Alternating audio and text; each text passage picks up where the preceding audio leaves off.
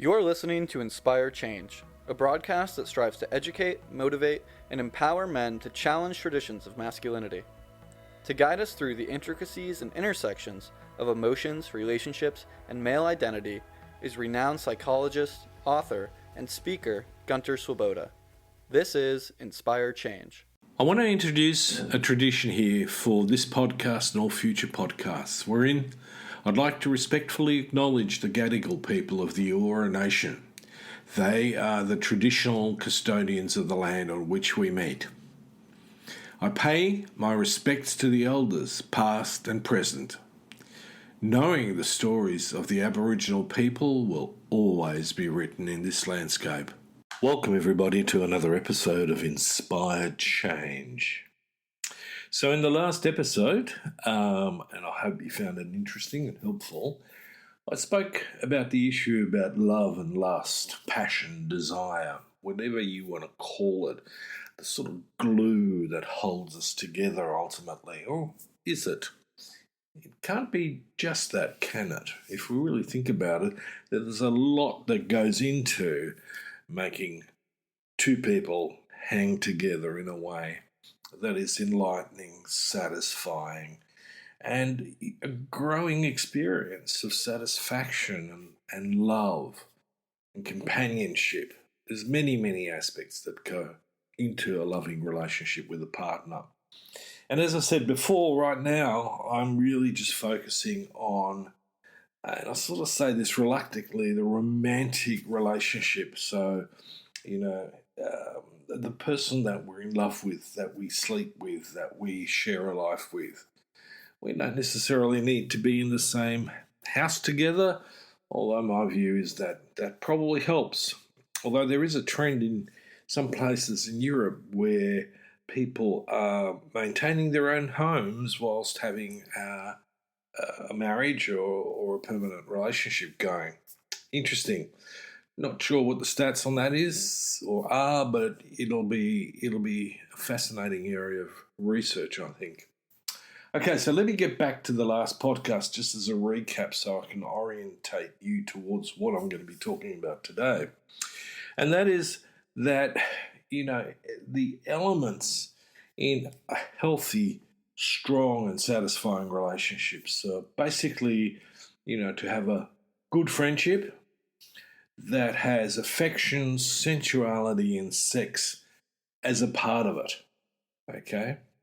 Now, what I want to do in this podcast takes it a little bit further. Now, for those of you in the audience or who are listening to me and, wondering what my sort of credentials are about this, well, I've been a therapist and a psychologist for just on 40 years. Maybe it could be a little bit longer. But I've also been in a long-term relationship with my partner and marriage for over 40 years. So are you going to go, well, you can be in it, but are you really in it? And I can say with all honesty that I believe that my relationship with my partner is now stronger than it's ever been in many respects. We did go through having to, work out some wrinkles. I had to learn to be in a relationship, that shares and where I'm not the only sort of centre of attention or where my opinion isn't the only one that matters, really. Not that I was terrible at it, but I was an only child and that has a legacy with it that, I spent some time in therapy working out. So, yes, I believe I have the credentials. Not only that, but as a therapist, I've worked with couples for over 30 years. And I was trained in family therapy. And so I have a framework and the experience both personally, from a lived experience point of view, but also from the perspective of actually understanding what makes relationships hot and work. From my understanding of the academic side, but also the clinical side, and then also looking at it from, okay, what's the stuff that makes healthy couples work? And so when I ran across the work of Dr. John Gottman and his wife, and I must apologise, I cannot right now remember her name, I was really impressed. These guys were doing stuff that I had been working with already to some degree, but they managed to structure this. And not only that, they threw some pretty heavy duty research into the mix to really give themselves a punch in the arena that went beyond some of the sort of neuro and psycho trash that was often part of self-help books, a la Men Are From Mars and Women Are From Venus. Please, I've read it so that you don't have to. Don't go back there. It's a rubbish. It's not really sound at all. Anyway, let's move away from that. So one of the things that I really want to focus on in today's podcast is if I gave you a simple framework for improving your relationship, right? And it doesn't matter whether it's it's already singing with the angels or whether they're it's a bit more like a off-road rally. Would you be interested? Now I'm going to take a leap and I'm going to go, of course you would, right? That sort of makes sense. If someone says to me, I'm going to show you how to live better, how to thrive, most of us would go, yes. Now here's the thing. I'm going to give it to you, but if you want to really make it work, you're going to have to put the work into it. And guess what? Now, some of you are going to be sitting back and panicking a little bit because you're going to go, oh, God, it's going to take some time. What if I said to you, you can create a better relationship in 6 hours a week? That's all. Now, some of you might go, oh, yeah, I'm not even sure I've got 6 hours. If you don't have 6 hours, or if you cannot make 6 hours a week to make your relationship better, I think you need to have a real sit down with yourself and take a serious look at what's going on in your head and heart. Because this is going to not only save you a lot of grief in many respects, but it could actually prevent you from ending up in the divorce courts. And that's a very, very costly exercise. And I've worked with lots of couples to whom that's happened to. And not necessarily out of neglect, but simply because they might have been the wrong people in each other's lives. Okay? So, 6 hours a week. So what's this program all about? And I remember when I first started looking at this when I first looked at this framework, and I went, oh, wow. So we're talking about things like partings, reunions, appreciation and admiration, affection, date night, and a weekly check-in. Now, in my book, these were also all the sorts of things that I was working with couples with. It always amazed me how some of the simple things are missing in people's lives in their relationship. So, let me put this into a little bit more detail for you, because I think this really can make or break your relationship. It's as simple as that. If it's teetering already and you get commitment from your partner to at least try this for 3 months and you're still not getting any better results, it may be that the two of you do need to part ways. But I suspect a lot of you are going to find that actually, you know what, this is actually making a difference. And we are getting on better. We're re-engaging.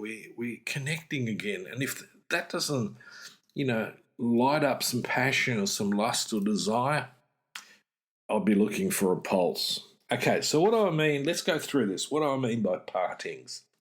So one of the things my wife and I always had going, and we teach our children, or have taught our children that, who are teaching their children, is that when you leave the house, you turn to the person who's in the house, and in this case I'm going to talk about partners, and you let that partner know that you're leaving, and that you're going to check in with what they've got going for the morning or the afternoon or whatever it is, and let them know that you appreciate what they're doing, and or that you wish them a good time.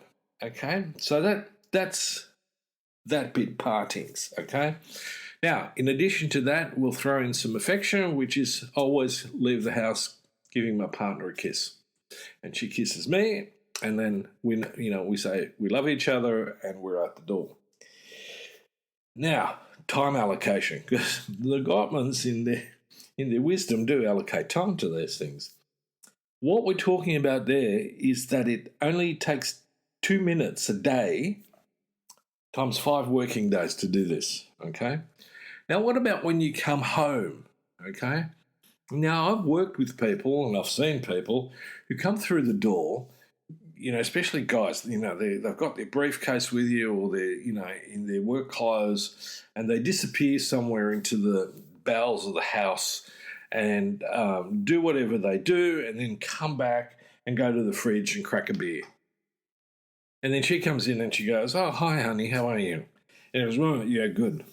Or, "Oh, it was a shit of a day." That's not really how to do it. Now, some guys come in and give the dog a pat before they give their wife a kiss.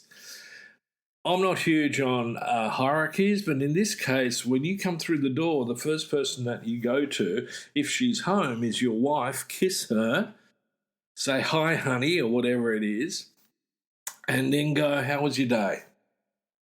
That's it. Now, she'll probably respond because, and again, we're doing this as a reciprocal arrangement. This is not just one side, although, I have worked with people on the basis that this is, their bit.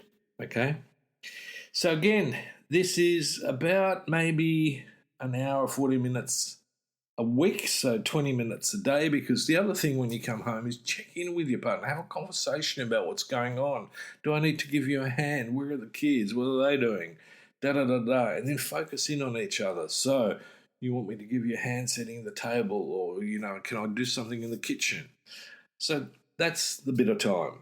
Now, the next bit is appreciation and admiration, edification. When was the last time that you genuinely communicated affection and appreciation to your partner? It is such a great investment in your relationship. It just makes such a difference. Things like, "You look gorgeous in that dress." Now, it doesn't matter whether in your head you're going, "Yeah, it's not the colour that I picked up." Zip it, right? Obviously, she likes it. And unless it's a total disaster, in which case perhaps you do need to be honest, but if you say it with love and respect, that might get some traction. So, appreciation and admiration, if you just do 5 minutes a day for 7 days a week, imagine what that's going to do. Now, she might be a little suspicious and go, "How come you're so affectionate and, so bubbly at the moment?" Ignore it. Just keep doing it. Okay? You might just say, "Look, I'm really putting some time in."